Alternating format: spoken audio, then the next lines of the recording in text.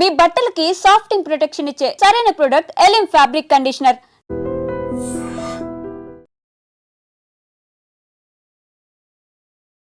Gadwal surveyor హత్య case అయితే ఊహించని మలుపు తీసుకుంది. సంచలన నిజాలైతే బయటికి రావడం జరిగింది. 6 సార్లు ప్లాన్ చేస్తే 5 సార్లు తప్పించుకున్న సర్వేయర్ తేజేశ్వర్ కానీ పాపం మరోసారి ఆ నిందితుల చేతికి దొరకడం జరిగింది. భార్య ఐశ్వర్య బ్యాంక్ మేనేజర్తో అక్రమ సంబంధం పెట్టుకొని తిరుమలరావు అనే వ్యక్తితో, సో తిరుమలరావుకి పెళ్ళైంది కానీ పిల్లలు లేకపోవడంతో ఐశ్వర్యాన్ని నేను చేసుకుంటానని చెప్పేసి ఇంటికి కూడా తీసుకెళ్లి వాళ్ళ భార్యకి చెప్తే వాళ్ళ భార్య నిరాకరించింది. సో అక్కడితో ఈ విషయం తెలిసి గొడవ అయ్యి వాళ్ళ నిశ్చితార్థం కూడా ఆగిపోయింది కదా. సో ఆ తర్వాత వీళ్ళిద్దరు ఫోన్లో ప్రేమాయణం నడిపించడం జరిగింది. ఫోన్లో దాదాపు కొన్ని 2000 సార్లు మాట్లాడినట్టు కూడా రికార్డింగ్స్ అయితే ఆ కాల్ లిస్ట్ అయితే బయటికి తేవడం జరిగింది. అంటే ఇవన్నీ జరిగిన తర్వాత ఇష్టం లేకుండానే ఆమెను పెళ్లి చేసుకొని తేజేశ్వర్ని ఎలా చంపించాలని చెప్పేసి 6 సార్లు మర్డర్ ప్లాన్ చేసింది. సో నిందితులకి 75,000 సుపారీ ఇచ్చి మరీ చంపించడం జరిగింది. అతి దారుణంగా ఈ మధ్య ఇష్టం లేనప్పుడు పెళ్లి చేసుకోకుండా ఉండాలి, కానీ 75,000కే ఆ భర్త ప్రాణాలు తీసింది. ఈ మధ్య కాలంలో ఆ భార్యలు పెళ్లిళ్ళు చేసుకొని అక్రమ సంబంధాలు పెట్టుకొని అమాయకులైన భర్తలను అయితే చంపడం జరుగుతుంది. చాలా మంది చనిపోవడం కూడా ఈ న్యూస్లోకి అయితే వెలుగులోకి రావడం జరిగింది.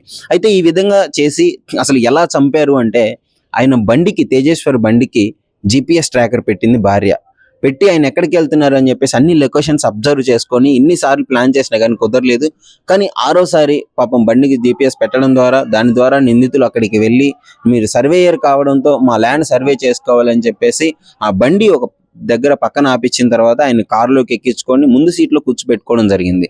ముందు సీట్లో కూర్చోబెట్టుకున్న వ్యక్తిని వెనకాల సుపారీ తీసుకున్న మనోజ్ అనే వ్యక్తి, 2 క్యాబ్ డ్రైవర్స్తో సహా ఆ వెనకాల కూర్చొని గొంతు కోసి అతి దారుణంగా చంపడం జరిగింది.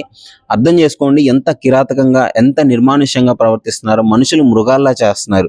అయితే ఆ చంపిన తర్వాత ఆ డెడ్ బాడీని కవర్లో కట్టేసి ఆ మాన్యం దగ్గర, కరీంనగర్ పాణ్యం చెరువు ఉంటుంది కదా, సో ఆ పాణ్యం చెరువు దగ్గర ఆ కాలువల దగ్గర పడేయడం జరిగింది ఆ బాడీని. సో తర్వాత 5 రోజులు అని మిస్సింగ్, 5 రోజులు అయింది కదా మిస్సింగ్ కంప్లైంట్ ఇచ్చిన తర్వాత ఆ బాడీని అయితే కనుగొన్నారు.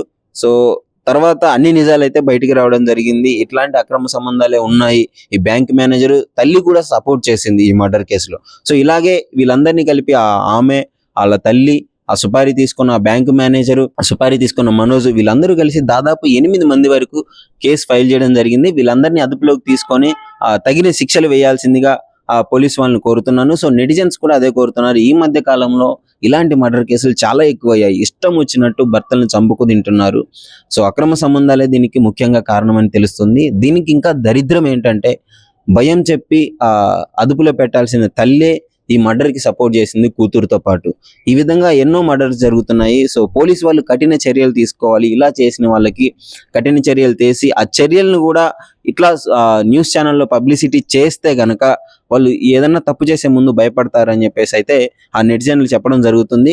సో అసలు ఈ ఇన్సిడెంట్ పైన మీ అభిప్రాయం ఏంటి? ఆ ఐశ్వర్యకి ఎలాంటి శిక్ష పడాలని కోరుకుంటున్నారు? పాపం తేజేశ్వర్ అమాయకంగా పెళ్లి చేసుకున్న నెల రోజులకే చనిపోవడం జరిగింది. అంటే మీరు అర్థం చేసుకోండి, పెళ్ళైన నెలకే 6 సార్లు చంపించే ప్రయత్నం చేసింది. సో ఈ అభిప్రాయం అయితే మీ కామెంట్ రూపంలో తెలియజేయండి. చూస్తూనే ఉండండి ఐ డ్రీమ్. నిజంగా ప్రస్తుతం ఉన్నటువంటి సమాజం దేనికి ప్రయారిటీ ఇస్తుంది? ఆర్థిక సంబంధాల చుట్టూ మాత్రమే తిరుగుతుంది. మళ్ళీ ఎన్నికలంగానే చాలా విరక్తి కలుగుతాను.